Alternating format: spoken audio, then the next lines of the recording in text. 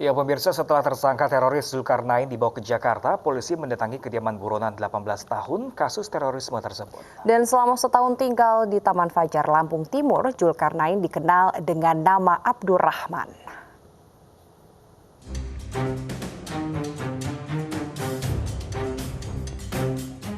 Tim Mabes Polri dan Polda Lampung mendatangi rumah tersangka teroris Zulkarnain di kawasan Taman Fajar, Lampung Timur.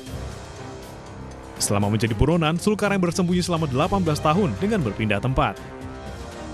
Menurut keterangan warga sekitar, Zulkarnain dikenal sebagai sosok yang tertutup dan selalu menggunakan masker untuk menutupi identitasnya. Di Taman Fajar, Zulkarnain menggunakan nama Abdurrahman asal Ogan Komering Ilir. Di rumah inilah tempat persembunyian yang bersangkutan selama 18 tahun berpindah-pindah. Di desa ini pun, di Desa Taman Fajar, Kecamatan Purbolinggo, Kabupaten Lampung Timur, dia sudah tinggal di 2 tempat. Di rumah ini hampir setahun tinggal. Masih dalam satu lingkungan, satu RT, tinggal di tempat lain. Yang bersangkutan dikenal masyarakat sekitar tertutup dengan ciri-ciri yang bersangkutan sebelum masa pandemi sudah menggunakan masker. Zulkarnain ketika diundang acara-acara makan di lingkungan sekitar tidak pernah membuka masker.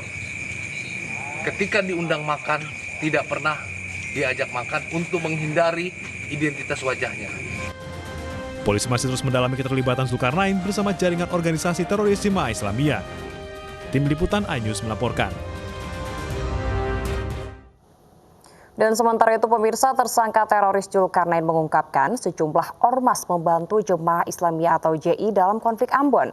Setelah pulang, sejumlah kombatan mendeklarasikan diri membentuk ormas keagamaan di Pekalongan.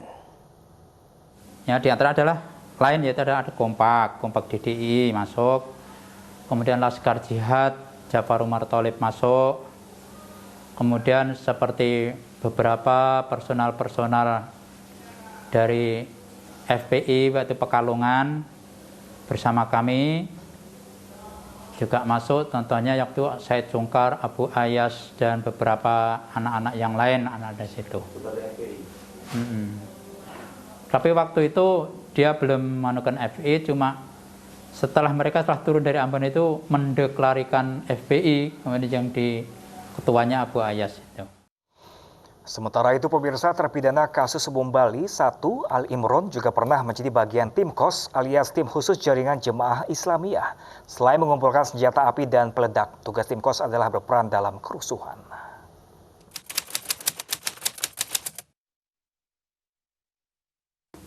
Nah, tim KOS itu artinya tim khusus Jamaah Islamiyah yang secara rencana atau teori bahkan faktanya kemudian hari adalah tugasnya diantaranya 1, mengajarkan ilmu militer kepada anggota Jamaah Islamiyah. Yang kedua, mengumpulkan dalam rangka persiapan mengumpulkan perlengkapan peperangan, diantaranya adalah senjata api dan amunisinya untuk melaksanakan program-program Jamaah Islamiyah berkenaan dengan masalah penggunaan kekuatan. Jadi pada waktu itu dibentuk tim KOS itu, pengetahuan kami sebagai anggota adalah itu, dan itu memang secara fakta kami lakukan. Di antaranya adalah beberapa kali kami mengajarkan ilmu militer kepada anggota Jamaah Islamiyah, kemudian khususnya saya dan Amrozi yang diberi tugas untuk mengumpulkan perlengkapan peperangan itu kami lakukan. Itu. Nah,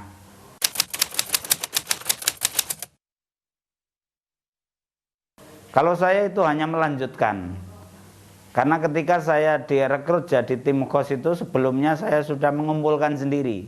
Sejak saya datang dari Afghanistan tahun 1996 itu saya sudah inisiatif untuk membeli bahan-bahan kimia yang bisa saya jadikan sebagai bahan peledak.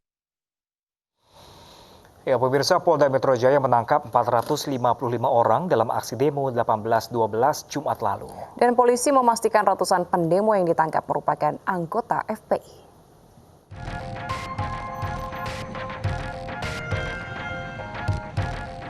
Jumat 18 Desember 2020, masa berdemo menuntut pembebasan pimpinan FPI Rizik Syihab di Jakarta, meski aksi tidak mendapatkan izin dari kepolisian. Dalam aksi 18-12 tersebut, polisi mengamankan 455 orang dari kelompok FPI.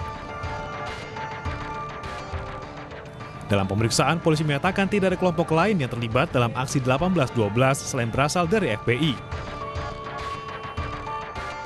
Dari 455 orang yang ditangkap, 28 diantaranya reaktif COVID-19 dan dirujuk ke Wisma Atlet Kemayoran, Jakarta.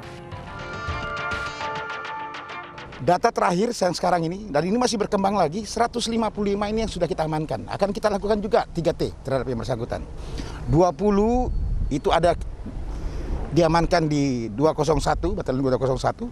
Ya, di sana sudah siap petugas menggunakan APD, baik itu kedokteran Polda, juga dari Kodam maupun dari Dinkes Provinsi untuk melakukan pengecekan 3T. Dari 455 pendemo yang ditangkap, 7 diantaranya menjadi tersangka karena membawa senjata tajam dan ganja. Ketujuh orang tersebut ditangkap di wilayah Jakarta Utara, Tangerang, dan Depok. Dari Jakarta, Tim Liputan iNews melaporkan. Pemerintah Provinsi DKI Jakarta larang acara perayaan Tahun Baru 2021. Informasi selengkapnya akan kami hadirkan usai jeda. Tetaplah bersama kami di iNews Pagi.